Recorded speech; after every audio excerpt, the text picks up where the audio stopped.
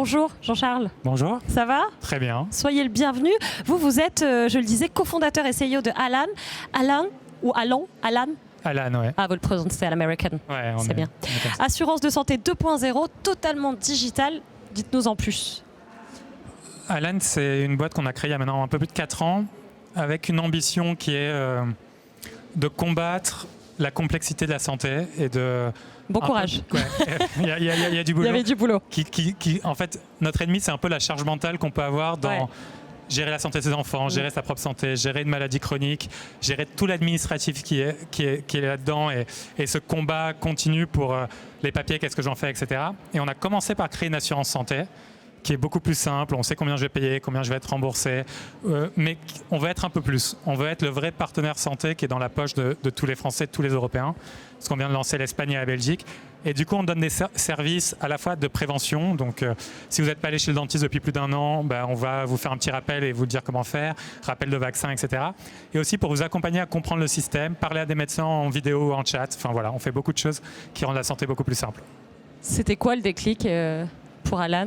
Vous faisiez quoi avant? Alors avant, moi j'avais créé une boîte dans l'aéronautique. J'ai créé le siège d'avion le plus léger du monde pour la classe éco avec mes cofondateurs. Oui, donc vous étiez déjà un entrepreneur. Exactement. Confirmé. Et je viens d'une famille de médecins et de chefs de services d'hôpitaux. Donc ça fait depuis que je suis très jeune que j'essaye de réfléchir à comment je peux aider à corriger la santé, parce que je voyais des deux côtés le bout. Et à un moment, un de mes grands-pères est tombé très malade et décédé d'un cancer. Et je me suis dit que le truc que je voulais faire de ma vie, c'était corriger le système de santé. Et c'est pour ça qu'on a créé Alan avec Charles, mon cofondateur. Aujourd'hui, votre motivation, c'est quoi avec Alan?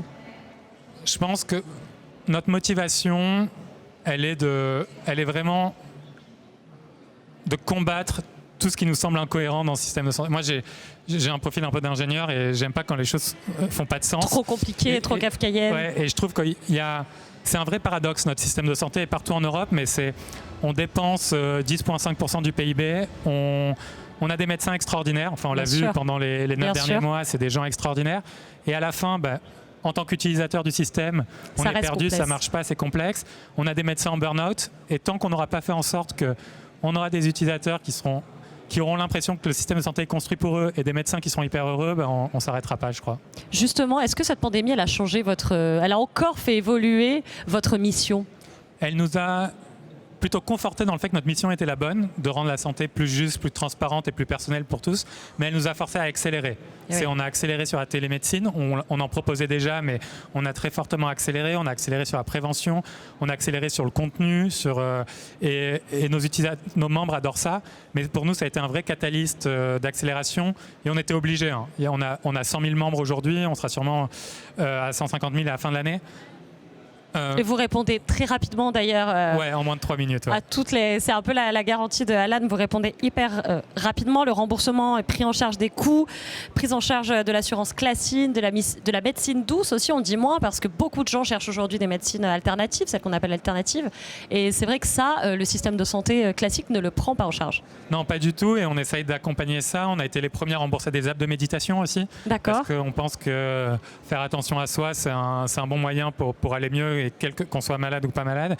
Et du coup, on essaye de faire un peu avancer la pratique sur ces sujets-là. Vraiment en complémentarité avec le système, mais il y a beaucoup à faire. Ouais.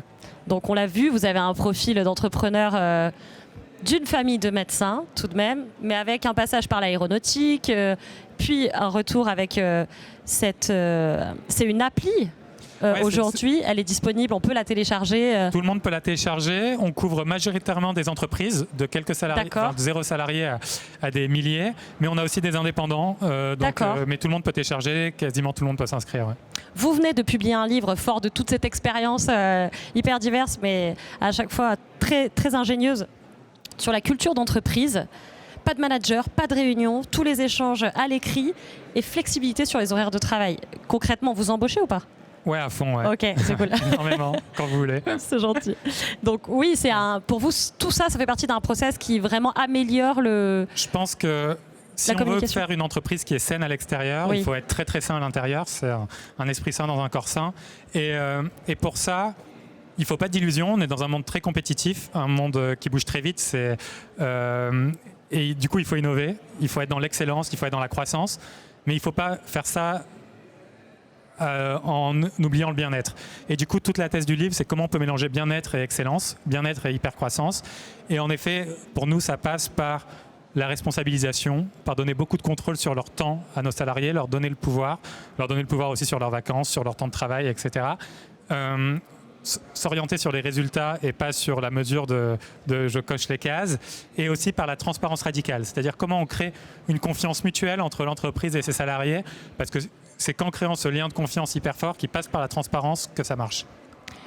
Vous êtes déjà un entrepreneur confirmé. C'est quoi votre mantra en fait pour arriver au bout de tous ces projets? Qu'est-ce qui fait la différence? Vous êtes déterminé sans doute, mais quoi d'autre? Je pense que la détermination et le travail sont très importants. Je pense qu'il ne faut pas avoir peur de l'ambition et pas avoir peur de l'échec. En France, on ne valorise pas très bien l'échec. Ouais, c'est redondant sur le plateau de l'Ampli, ça, on entend beaucoup parler. Et faire l'échec d'un truc vertueux, c'est très important. Et je pense ce qui fait un bon entrepreneur, c'est sa capacité à s'entourer aussi. Alan, c'est pas moi. Alan, c'est tous les Alaners, on est 240 aujourd'hui, qui chaque jour améliorent le produit, chaque jour sont pleins d'idées et d'initiatives qui sont assez extraordinaires.